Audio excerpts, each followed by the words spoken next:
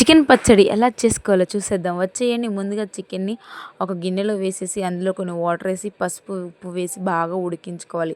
ఉడికిన చికెన్ని ఒక వెడల్పాటి కళాయి పెట్టుకొని అందులో ఆయిల్ వేసుకొని ఉడికిన చికెన్ అందులో వేసి బాగా ఎర్రగా ఫ్రై అయ్యేంత వరకు ఫ్రై చేసుకోవాలి. ఆ ఫ్రై చేసుకునేది మంచిగా క్రిస్పీగా ఫ్రై చేసుకోవాలి. ఎందుకంటే పచ్చడి కాబట్టి కొంచెం ఒక 1 మంత్ అయినా నిల్వ ఉండే వరకు ఉండాలి కాబట్టి మంచిగా ఎర్రగా వచ్చే వరకు ఫ్రై చేసుకోవాలి. అందులో కొంచెం కొత్తిమీర వేయాలి. కొత్తిమీర లాస్ట్లో వేసామనుకోండి పచ్చివాసన ఉండి ఖరాబ్ అవుతుందో ఏమో అని ఆయిల్లో వేస్తే మంచిగా మగ్గి పచ్చివాసన అనేది పోతుంది అని చెప్పేసి మా అమ్మ ఇలా వేస్తుంది. కరివేపాకు కూడా వేస్తుంది మా అమ్మ, నేనైతే వెయ్యను.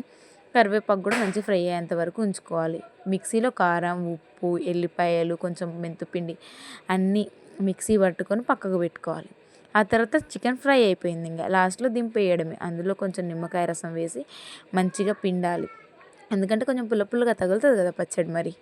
ఆ తర్వాత మా అమ్మ దింపి పచ్చడి చల్లారినాక అందులో మనం ముందుగానే మిక్సీ పట్టి ఉంచుకున్నాం కదా, అది కారం, ఉప్పు, మెంతిపిండి, ఎల్లిపాయలు అవన్నీ కలిపేసింది. దీంట్లో ఇప్పుడు మనం రుచికి తగ్గంత కారం, ఉప్పు అన్నీ అడ్జస్ట్ చేసుకొని ఆయిల్ ఇంకంతా సరిపోతుంది.